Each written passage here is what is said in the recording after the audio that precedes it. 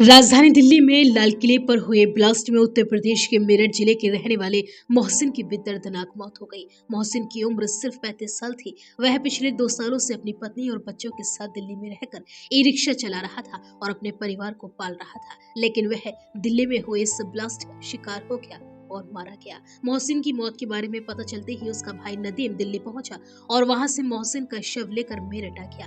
लेकिन यह बात जब मोहसिन की पत्नी सुल्ताना को पता चली तो वह भी करीब 3 घंटे बाद मेरठ पहुंच गई। इसके बाद सुल्ताना पति मोहसिन का शव दिल्ली में अंतिम संस्कार करने पर अड़ गई। इसको लेकर मोहसिन की पत्नी सुल्ताना का अपनी सास संजीदा और देवर नदीम से झगड़ा हो गया। काफी देर तक चले झगड़े के बाद मोहसिन का अंतिम संस्कार दिल्ली में करने पर सहमति बनी। इसके बाद सुल्ताना अपने पति मोहसिन के शव को लेकर दिल्ली चली गई। दरअसल 32 साल का मोहसिन मूल रूप से मेरठ के न्यू इस्लाम नगर की गली नंबर 28 का रहने वाला था। करीब 2 साल पहले वह रोजी रोटी की तलाश में परिवार के साथ दिल्ली चला गया था। वह वहां ई रिक्शा चलाने लगा था। मोहसिन के परिवार में उसकी पत्नी सुल्ताना, 10 साल की बेटी हिफ्सा और 8 साल का बेटा अहद है। अभी वह दिल्ली में जमा मस्जिद स्थित पत्ता मोहल्ले में किराए के मकान में रहता था। यहीं पर उसकी ससुराल भी है। सोमवार शाम मोहसिन ई रिक्शा से सवारियां लेकर लाल किला की तरफ गया था और इसी दौरान लाल किला के पास से ब्लास्ट हुआ। मोहसिन भी इसकी चपेट में आ गया और उसकी दर्दनाक मौत हो गई। मंगलवार सुबह मोहसिन का शव मेरठ पहुंचा तो परिवार में चीख पुकार मच गई। मोहसिन का शव मेरठ पहुंचने के करीब 3 घंटे बाद उसकी पत्नी सुल्ताना भी वहां पहुंच गई। उसने मोहसिन के शव को मेरठ में दफनाने से इनकार कर दिया और शव दिल्ली ले जाने पर अड़ गई। इसके बाद मेरठ में शव दफनाने के लिए सास संजीदा ने बहू सुल्ताना के पैर पकड़ लिए। इस पर सुल्ताना ने भी अपने सास के पैर पकड़कर पति का शव दिल्ली ले जाने को कहा।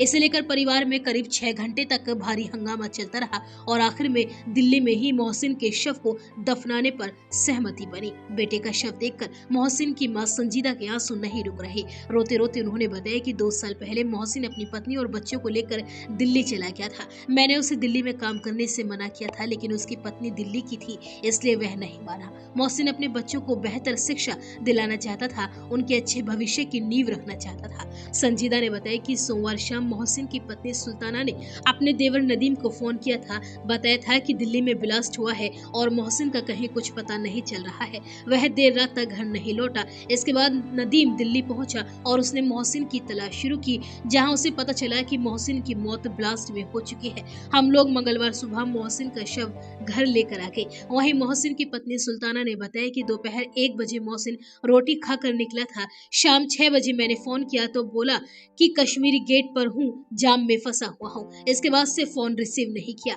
शाम को मेरा भाई आया तो उसने मोहसिन के बारे में पूछा। फिर मैंने मोहसिन को वापस कॉल किया। लगातार उसे मैंने 100 कॉल की, लेकिन कोई भी कॉल रिसीव नहीं हुई। मैं और मेरे बच्चे घबरा गए। यही सब कहते रहे कि मोहसिन सही है, सुबह तक लौट आएगा, लेकिन उन्हें क्या पता था कि मोहसिन की मौत हो चुकी है। सुबह मेरी इजाजत के बिना ही मोहसिन के घर वाले उसका शव लेकर मेरठ चले गए। ना मुझे बुलाया गया और ना ही मेरे बच्चों को बताया गया।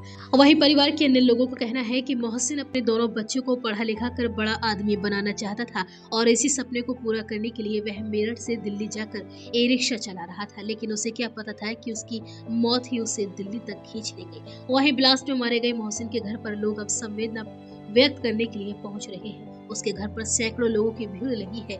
इलाके के लोगों का कहना है कि ई रिक्शा चलाने वाले उस गरीब की क्या गलती थी। इंसानियत के दुश्मनों ने उसके पूरे परिवार को तबाह कर दिया। अब मोहसिन की मां का रो रो कर बुरा हाल है। वहीं पूरे इलाके में इस घटना के बाद से मातम पसरा हुआ है।